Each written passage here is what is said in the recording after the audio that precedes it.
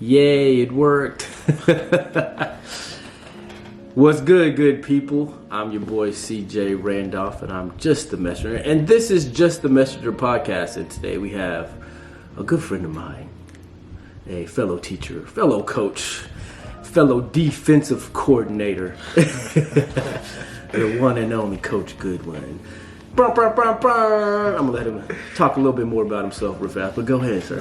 I don't know if I need to add anything. That was a great intro. I kind of want you to intro me for everything from now on. You know what? I $10 a pop. You know, when you walk in a restaurant, hear ye, hear ye. I like that. But no, so like you said, my name is Bryce Goodwin. I'm a teacher. I'm married. I'm recently married, so that's one of the biggest blessings in my life. And we have a beautiful 4-year-old boy. Beautiful today, but probably not so beautiful later on because it's gonna do something. But it's just those are kind of the highlights of my life. Yeah, highlights. And the beautiful thing is, I've had the pleasure of working with his wife. Actually, she's been in my classroom for a number of years, and then they decided to take her out of my classroom. But it's been a beautiful thing to see both of y'all grow, and what you've done for each other. What she's done for me. I think that's and not to interrupt you, but I think that is really an important thing. Is that I think my life really started to improve with her in it, and not so much like people talk about finances and like all these other things, but just kind of some of the other things in my life. I think she's been a big blessing. So I think she's been the help. I've just been Bryce. What does the Bible say? He who finds a wife finds a good thing. Finds a good thing. And she tells me it doesn't say she who finds a husband. It says he who finds a wife. Lakeisha, you are a girl that I never had. The love of my life. I love her to death. So yes, that's a beautiful intro. And that, I mean, if you look at it as if you are one, you introduce yourself, you're introducing us to her also. Absolutely. And amen and amen. I told her I'd give her a shout out. So there. Awesome. So, here at the Just the Messenger podcast, I want to promote Black fathers for this month of February. I want to make sure that we are changing the optics of what some of us fully believe, or what our media has projected about Black fathers and not being in their children's lives and not being involved and stuff like that. And I know too many people that don't fit that narrative. So here's my way of possibly changing the world, changing someone's viewpoint, is just promoting those that do. And we out here, you know what I'm talking about? We are. So, just to jump in with it, what generational curse have you broken? It's kind of a funny question, and I thought about it all week, and I don't know if I particularly have a curse that I've broken. Mm-hmm. The way that I look at it is more, I guess, from the other side of that coin, right? So yeah. I like to think that I'm continuing generational blessings, right? So my mother and father, been married. I'm 28 years old, so 29 years. Okay. Right, and my grandfather and grandmother on my dad's side, married a long time, since they were teenagers, you know, and then my mom's parents married since they were young. Right. So, my entire background has been two-parent situations, mm-hmm. So when I had Andre, my son's name is Andre. Oh, excuse me, our son's name is Andre. When we had Andre, and in full disclosure, we weren't married. Right. That was one of the big things. Was how can we do this correctly? Right. And so we talk about generational curses, or like I said, generational blessings. It's I wouldn't want anything less for my son than was afforded to me. So I always knew where my dad was. Yeah. So why would I not afford him that ability? Right. I always knew what time my dad was coming home. Right. And so while, obviously I coach, but while it may be within 7 to 9, correct. That dad's going to walk through the door. Right. And so I think those are some of the things that I want to continue to highlight, is continue to push those things forward that I saw generationally, Right. Right. And then, you talk about the curses. I've been blessed. Both of my parents, I guess we're talking black fathers. So, right. But, my mom is amazing as well. But both of my parents have doctorate degrees. Right. So, my dad's big in education. My brother has a doctorate degree. So when we talk about breaking generational curses, as recently as maybe 3 generations ago, we weren't afforded, we as African Americans weren't afforded the opportunity to attend school. Right. And so to have those opportunities, and I look at my dad and even back, to his parents, to even going and attending the junior colleges, or getting a certification, and then my dad, being in the military and pursuing a doctorate degree, that those things are just breaking those generational curses and trying to be better for those after you. Right. Right. It's like I tell my dad, and I tell people all the time when they're like, oh, I want to be like you. My dad would just tell me, be better. Be better. Right. See what I've done, and you shouldn't have to do this. My dad taught classes. He taught 7 a.m. class. Like, class started at 7 a.m.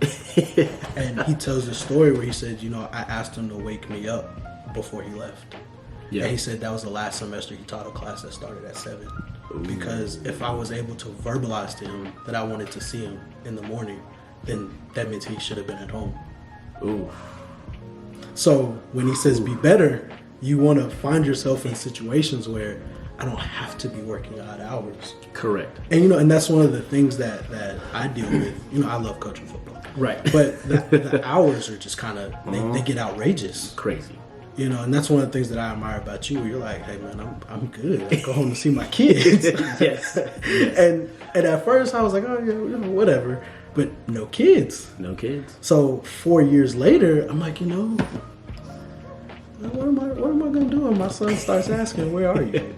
Right. And it's just kind of, you start to balance. And I like I said, I want to be everything that my father was and more for my son. So yeah, I definitely want to add to that legacy and make him proud, make those people proud. Right. Right. So I think, to kind of answer from this long-winded, rant, right? This is more centered towards being better for that next group of people. Right. So what I hear is continuing legacy.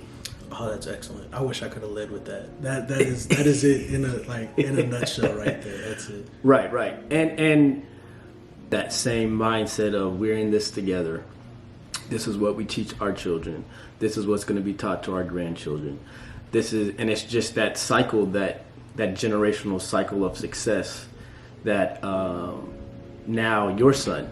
Oh man, and to that, and I'm big on, and my family I guess is big on education, but my son is 4. Mm-hmm. So since he's been born, I got my master's degree from the University of Texas. My brother graduated with his doctorate degree from the University of North Texas. Then my wife got her associate's degree from HCC, and this, in a couple months, she's going to be getting her bachelor's from Texas Women's. Whoop, whoop. So in 4 years, he's seen 4 graduation ceremonies. Correct. No, I'm sorry, he did 3. I graduated during COVID, but 3 graduation ceremonies to show that this. I don't. Sometimes I don't like to say expectation, but this is what you can do. This is what you should be doing. Correct. And if we can do it, imagine the opportunities that are available for you. I tell my son now is that you have an obligation to yourself, to your ancestors, and to the Lord to go as far as your God-given talents will take you. Mm-hmm. So if they'll take you to a terminal degree, then you should do that. If they'll take you to the moon as an astronaut, you have an obligation. If they'll take you to, a professional sports league, because that's the talent you're blessed with, then you have an obligation to cultivate those things. It's important to show, it's important because I think especially our young black boys, you need to see that success is not just dunking the ball. Ooh.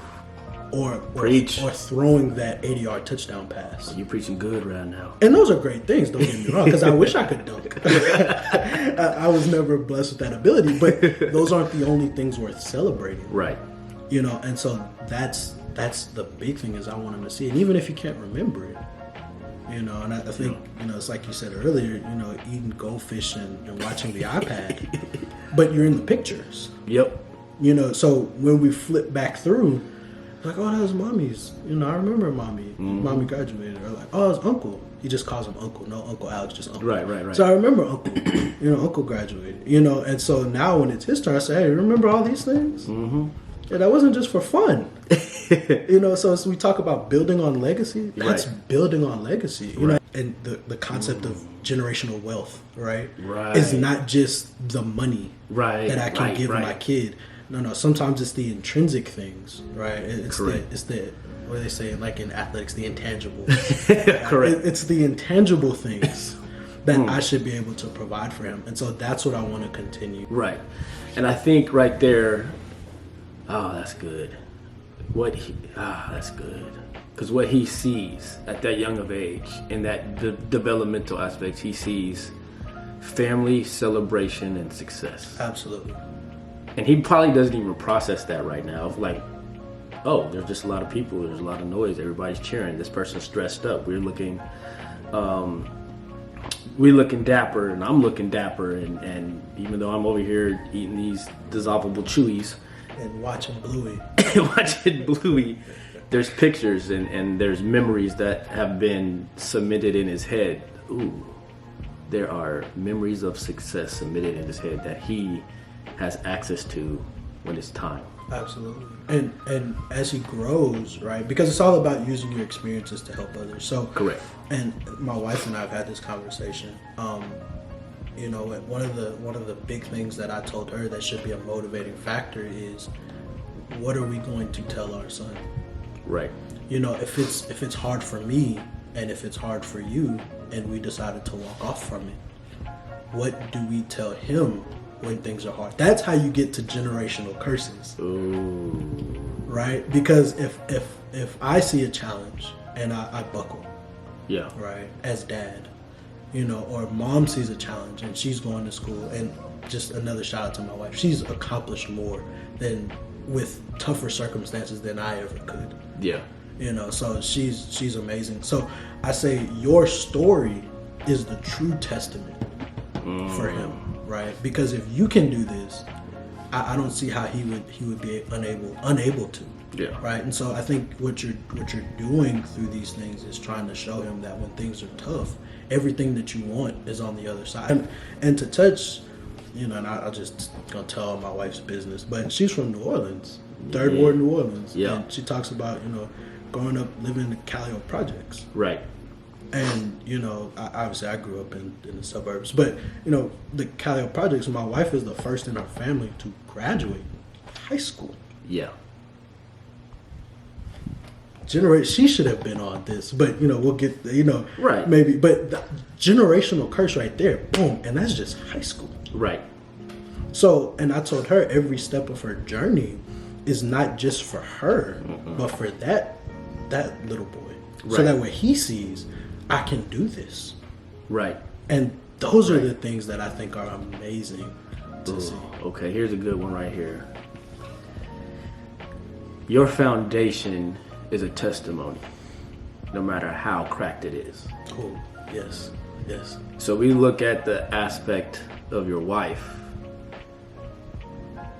and when Dre looks back and says, "Oh, Mama, you didn't come from this, but you created it." Absolutely, absolutely, and it shows that, and like you said, even though, like, you know, our situations are so vastly different, right? That the end goal should still be the same. Yes. Right, and it's still attainable. Yes. You know, and if anything, my wife's journey was, I tell her all the time, I don't think that I have the capacity to do what she does. Right. I mean, and that's just 100%, right? We have a toddler.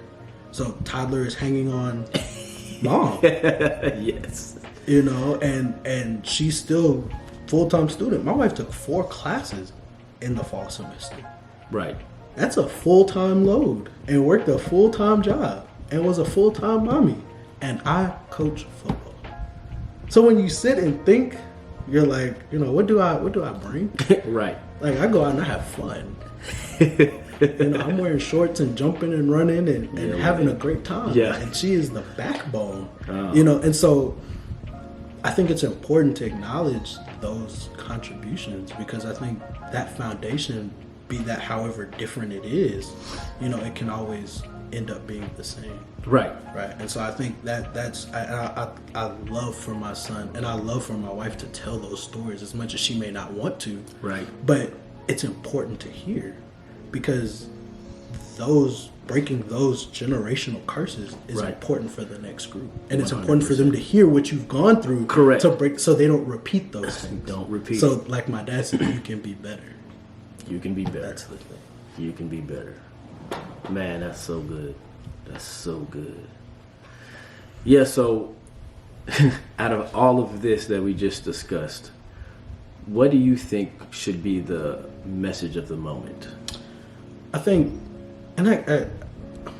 my message of the moment, I guess, is that, and maybe it's unrelated to what we're saying, but it's my message that's on my heart right now. Okay. Is that even though being a parent is difficult, right, it's still a job worth doing.